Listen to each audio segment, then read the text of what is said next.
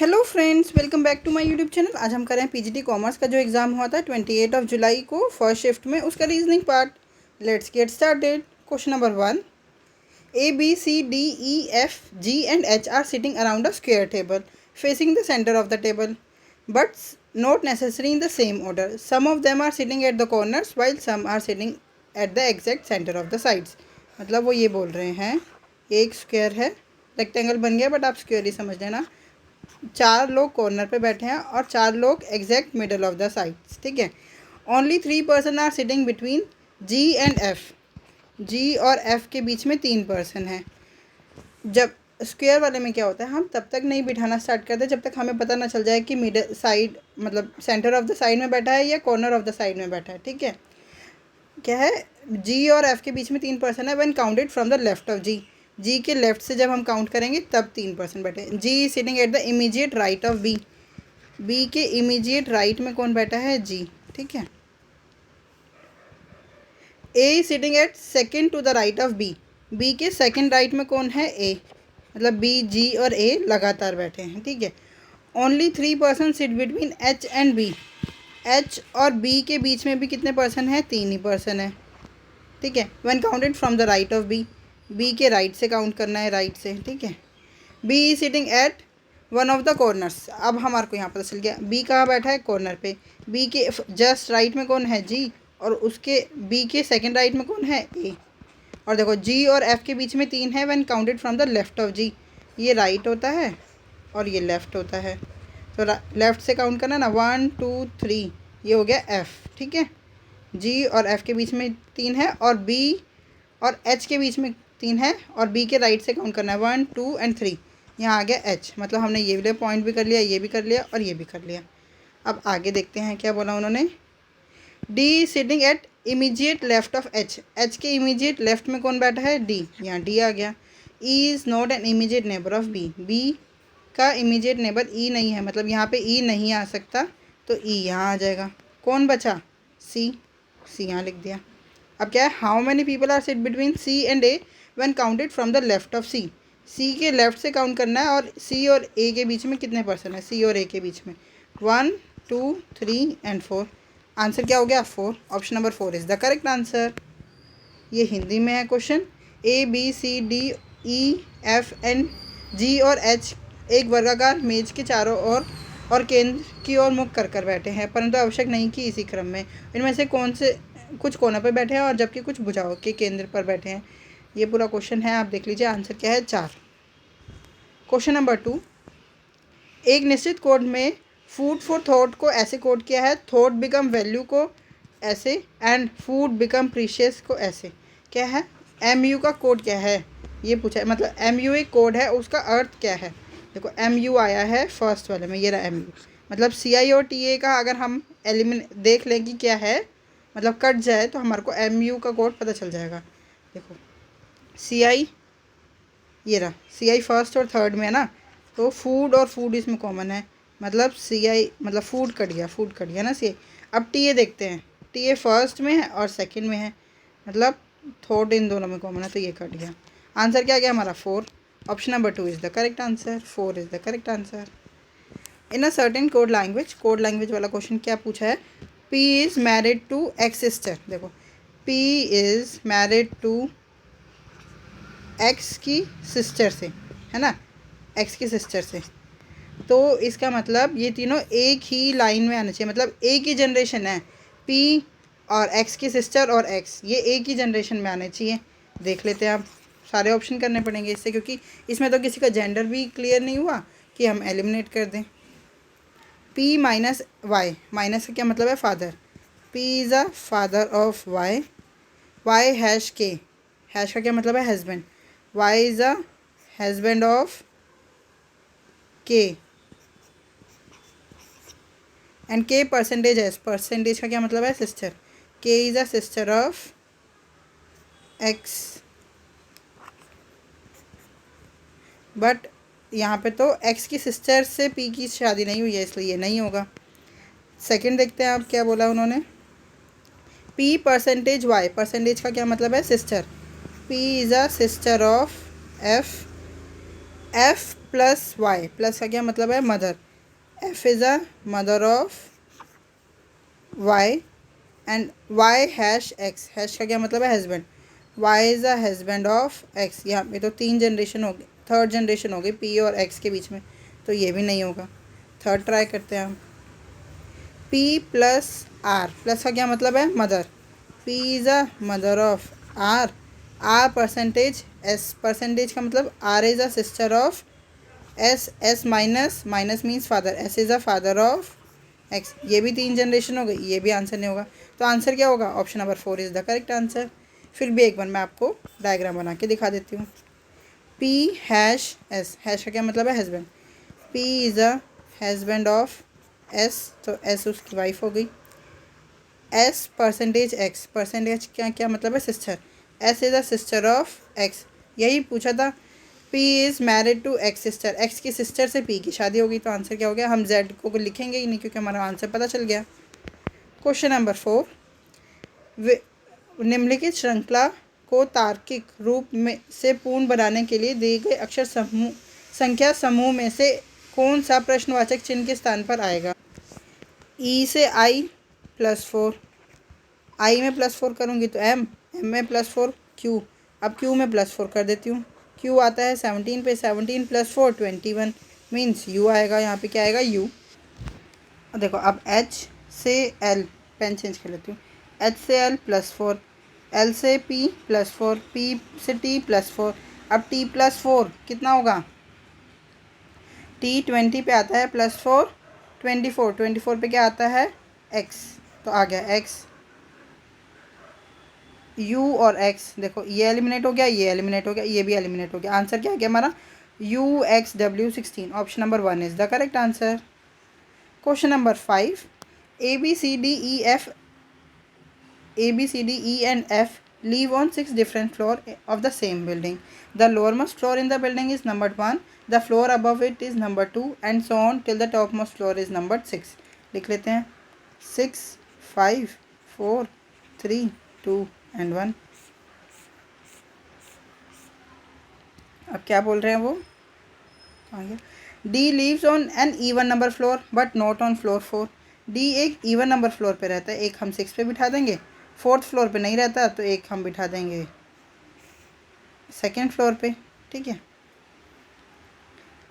B lives immediately above ई, ई के immediately above में कौन रहता है, बी, ठीक है। Only two people live only 2 people live अब बिलो ए के नीचे बस 2 ही पीपल रहते हैं, तो ए आ गया, ये कहाँ लिख दिया मैंने, ए आ गया 3rd फ्लोर पे, उसके नीचे 2 पीपल है ना, 2nd फ्लोर और 1st floor. Only 2 people live between A and E, A और ई के बीच में भी 2 ही पर्सन रहते हैं, देखो 1 2, यहाँ पे तो डी पहले ही है, इसका मतलब ये वाला एलिमिनेट हो गया, यहाँ पे आ गया हमारा ई, ए और ई के बीच में 2 है। देखो मैंने यहाँ पे क्या लिखा है, बी लीव्स इमिजिएटली बिलो ई के नीचे रहता है बी, मैंने ऊपर लिख दिया, ई के नीचे इमिजिएटली नीचे कौन रहता है, बी, तो ई के नीचे कौन हो गया, बी, ये पॉइंट भी हमने लिख दिया।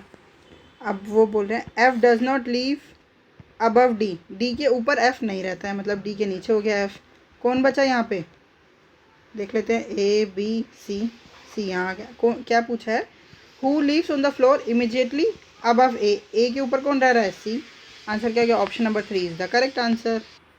Question number 6, what will come in place of question mark in the following equation if plus and minus are interchange and multiply and divide are interchange।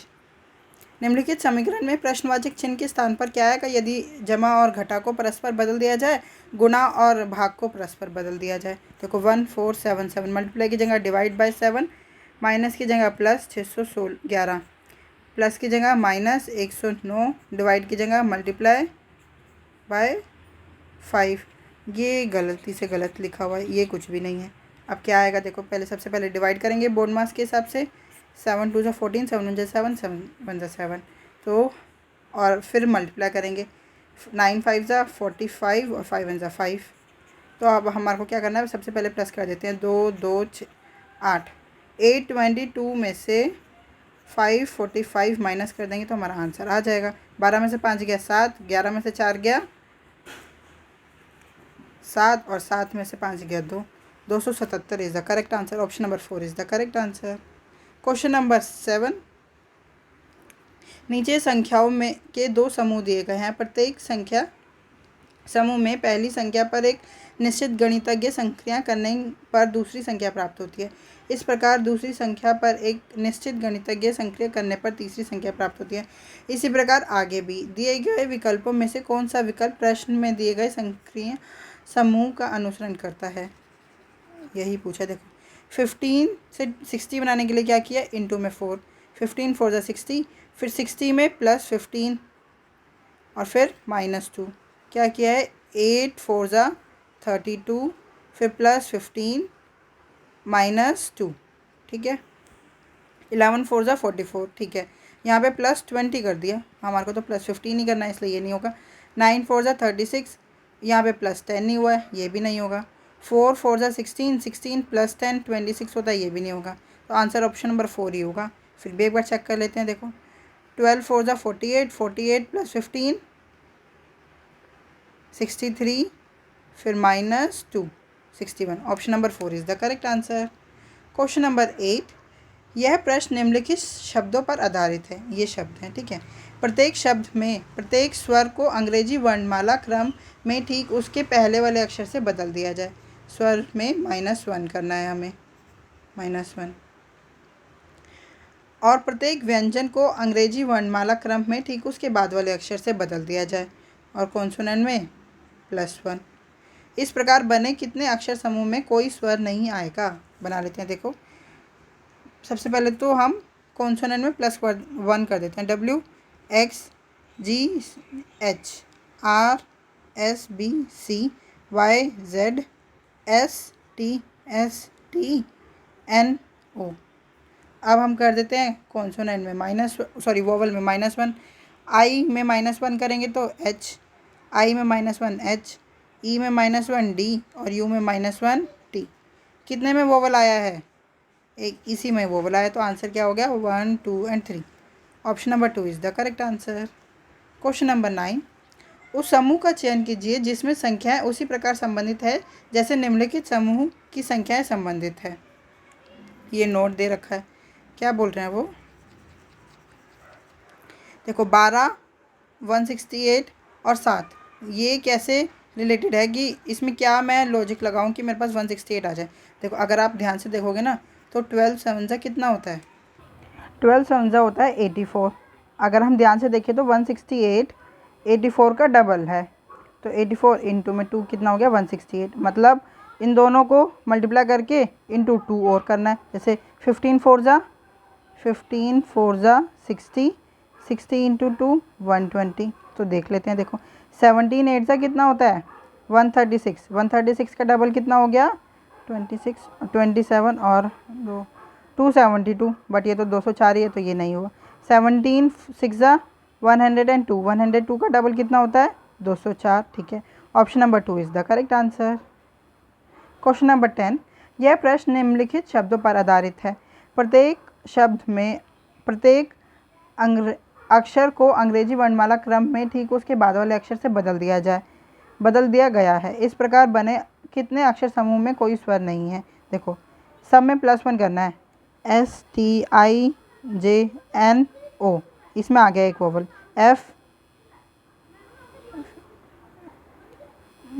FGOPRS RSUVNO, इसमें भी एक वोवल आ गया। PQABTU, इसमें भी वोवल आ गया। और उन्होंने पूछा है कोई स्वर नहीं है तो एक ही आंसर हो गया। Option number 3 is the correct answer. Question number 11, निम्नलिखित में से कौन सा अक्षर संख्या समूह दी गई श्रृंखला को तार्किक रूप से पूर्ण बनाने के लिए प्रश्नवाचक चिन्ह के स्थान पर आएगा। देखो F कितने पे आता है 6 पे, K 11, मीन्स यहाँ पे +5 हो रहा है। 11 + 5 16, 16 + 5 21, 21 + 5 ये कुछ नहीं है, 21 + 5 कितना होता है 26, 26 में आ गया Z, सभी Z, ठीक है।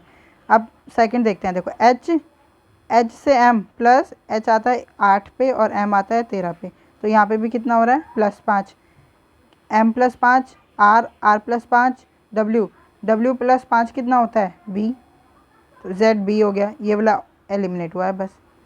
अब देखो J से O जाएंगे तो कितना आएगा, J 10 पे O 15 पे, मीन्स प्लस 5 हो रहा है, तो सीधा Y प्लस 5 कितना होता है, Y प्लस 5 होता है D, ठीक है। Z D B दो में है, ये भी एलिमिनेट हो गया। अब देख लेते हैं 18 आएगा या 19 आएगा। 63 से 52 कितना माइनस हो रहा है,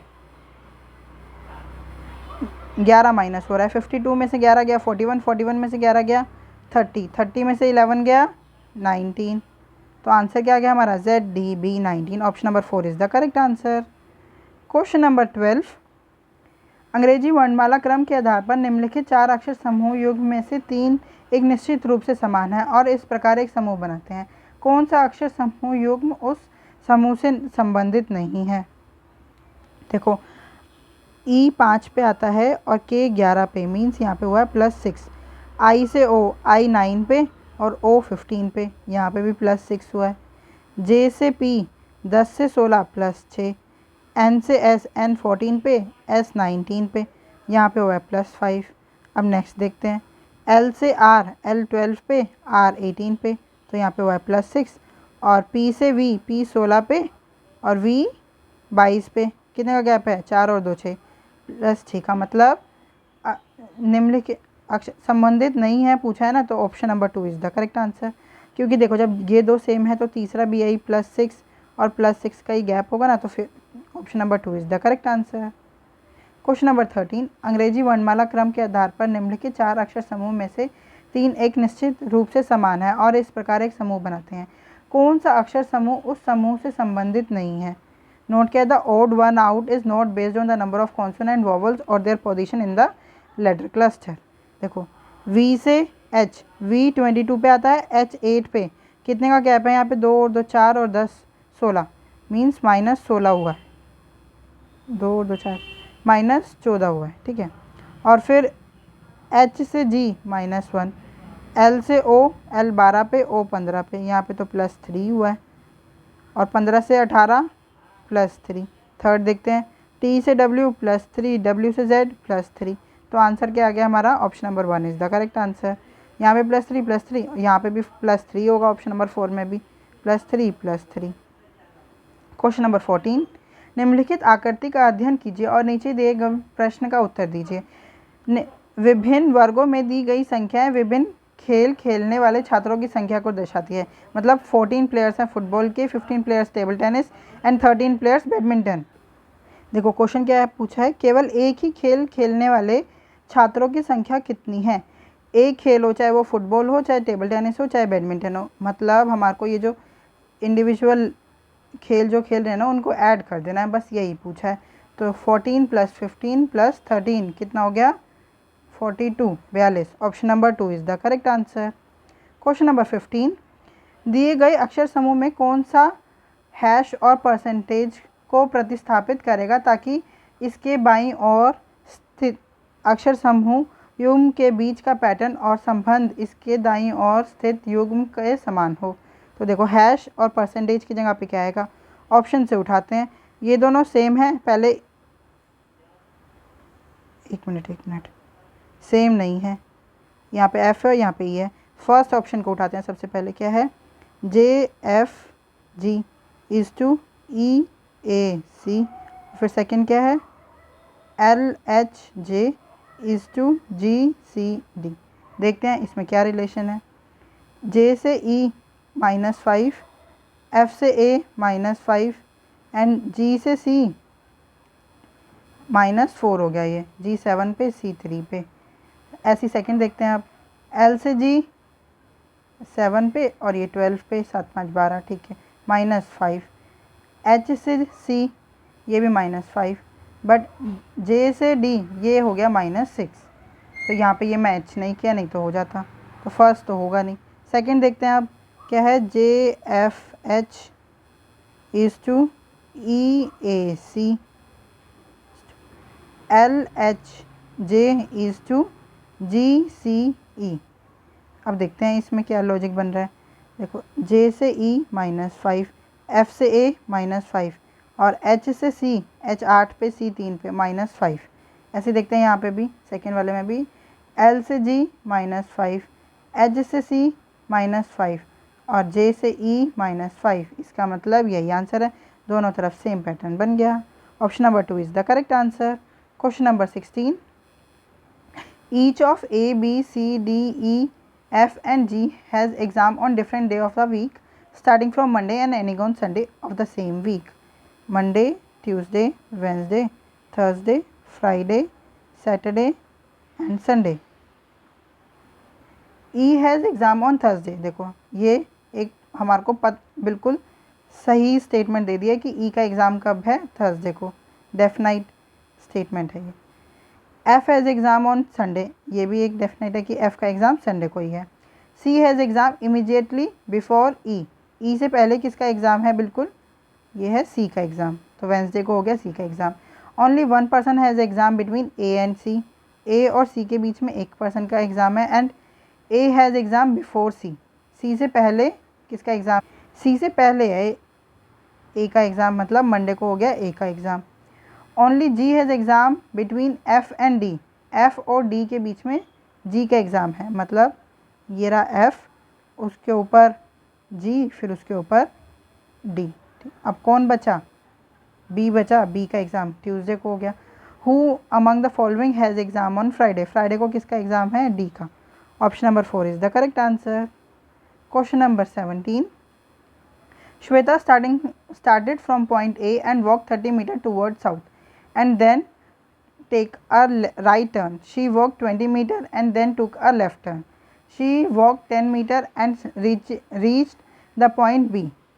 रेखा, ये श्वेता का था। अब क्या है, Rekha also start from point A and walk 60 metre towards the south to reach point C. बस इतना ही है। क्या है question, in which direction is C from point B. ऐसा जब होता है ना क्वेश्चन, देखो इसका एंड पॉइंट है और ये भी ए से स्टार्ट होकर सी पे पहुंच रहा है। जब ऐसा क्वेश्चन होता है, क्योंकि जो रेखा है ना वो ज़्यादा चली नहीं हमारा, अगर मैं NESW मेथड से करूँगी ना, आपको देखो करके दिखाती हूँ, आपको आंसर इसका अपोजिट करना पड़ेगा, उसमें आप कंफ्यूज हो सकते हो। और इसमें चलने का थोड़ा सा ही है, तो ये क्वेश्चन अगर आप डायग्राम से करोगे तो ज़्यादा ईजी रहेगा। मैं आपको NESW मेथड से भी करके दिखा देती हूँ, तो उसका आंसर आपको, बस डायरेक्शन पूछा है ना, इन विच डायरेक्शन, तो आपको अपोजिट करना पड़ेगा, क्योंकि C से B पूछा है, एंड से स्टार्टिंग पूछा है, अपोजिट डायरेक्शन। मैं आपको पहले NESW से दिखा देती हूँ, फिर आपको मैं डायग्राम से भी बताऊँगी, क्योंकि इसको डायग्राम से करना बहुत ईजी रहेगा। A से स्टार्ट करा है walk 30 metre toward south, then takes a right turn, walk 20 metre, then took a left turn and walk 10 metre and stop at point B। तो 40 और 20 हो गया, ये हो गया श्वेता का। अब हो गया रेखा का।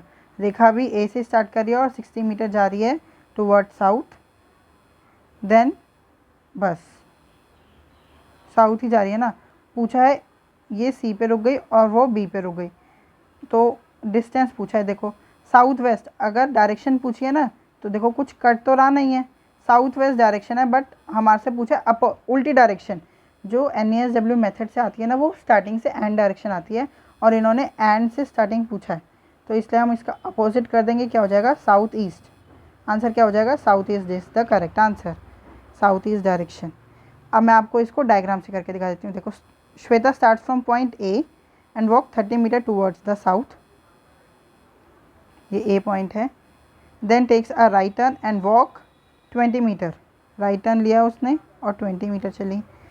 टुक a left turn and walk 10 metre, left turn लिया और 10 मीटर चल गई and stop at point B, ये B पॉइंट हो गया। अब Rekha also start from point A and walks 30 metre, sorry walk 60 metre towards the south direction. देखो 30 ये हो गया, 40 50 60, मतलब नीचे जा रही है वो, यहाँ पे C में, यहाँ पे पहुँच गई। अब क्या पूछा है, in which direction is point C, point C किस डायरेक्शन है, मैं B से, तो देखो ये है यूँ टेढ़ा वाला डायरेक्शन। अगर मैं NESW बताऊँ, north south east and west, देखो जो ये जो टेढ़ा डायरेक्शन आता है वो यहाँ पे आता है ना, ये यहाँ पे, यही सेम डायरेक्शन ये है, तो कौन सा डायरेक्शन हो गया, साउथ ईस्ट। आंसर क्या हो गया, option number 3 is the correct answer. इसलिए मैं कहती हूँ डायग्राम से करना इसको ईजी है। क्वेश्चन नंबर 18 क्या है, a statement is followed by two assumption number 1 and 2, N assumption something suppose or taken for granted. You have to consider the statements and the following assumption and decide which of the assumption is implicit valid in the statement. Statement क्या है? This course book is prepared in a manner that even a layman can learn basic mathematics in the absence of any teacher. इसका क्या मतलब है? ये एक जो book है वो सब्सिट्यूट है टीचर का. एक तरह से यही समझ में आ रहा है कि this book is prepared in a manner that even a layman can learn the basic mathematics in the absence of a teacher. assumption क्या आ रहे हैं आप? this book is a good substitute for mathematical teachers. yes, ठीक है, first तो बिल्कुल बन ही रहा है इसमें. सेकंड देखते हैं. a layman generally needs a teacher to learn any subject. any subject और किसी सब्जेक्ट का तो बताया ही नहीं, ना हम इन्फ्रेंस कर सकते हैं इससे, क्योंकि इसमें पर्टिकुलरली मैथमेटिक्स की ही बात हो रही है. तो आंसर क्या हो गया? Only assumption 1 is valid. Option number 2 is the correct answer. Question number 18 Hindi में है, आप देख लीजिए. क्वेश्चन नंबर 19, निम्नलिखित श्रृंखला में प्रश्नवाचक चिन्ह के स्थान पर क्या आएगा? देखो 69 से 73 कितने का गैप है? 4 का गैप. फिर 73 से 82, 12 में से 3 गया 9 का गैप. फिर यहाँ पे कितने का गैप है? देखो 96 में से 82 गया 4, 14 का गैप. फिर 115 में से 96 गया तो कितने का गैप है? 9, 19 का गैप. एक और बार गैप निकाल लेते हैं तो हमारे को पता चल जाएगा क्या लॉजिक है. 9 में से 4 गया 5, 14 में से 9 गया 5, 19 में से 14 गया 5, मतलब 19 + 5 24. 115 में 24 ऐड कर दूँगी तो हमारा आंसर आ जाएगा 9 और 9 हो गया, 5 और 4 9, 2 और 1 3, 139. Option number 1 is the correct answer. 139 is the correct answer. Question number 20, क्या बोल रहे हैं वो? 45 इज़ रिलेटेड टू 9. 45 9 से रिलेटेड है. Following a certain logic, from following the same logic 85 is related to 17. To which of the following 135 is related to? देखो 9 5 ज़ा 45 होता है ना. 9 5 ज़ा 45, 17 5 ज़ा 85. मतलब या तो हम बाद वाले अक्षर में मल्टीप्लाई कर दें पहले वाले अक्षर को, या पहले वाले अक्षर में डिवाइड कर दें 5 तो हमारे को बाद वाला अक्षर मिल जाएगा. तो यहाँ पे पहले वाला है तो मैं डिवाइड कर दूँगी 5. 5 2 ज़ा 10, 5 7 ज़ा 35. आंसर क्या आ गया? 27. Option number 3 is the correct answer. I hope आपको ये वीडियो पसंद आई हो. अगर आपको कोई भी डाउट है तो आप हमसे जुड़ सकते हैं @mathsps1 टेलीग्राम चैनल पे. Thank you. Keep learning, keep practising.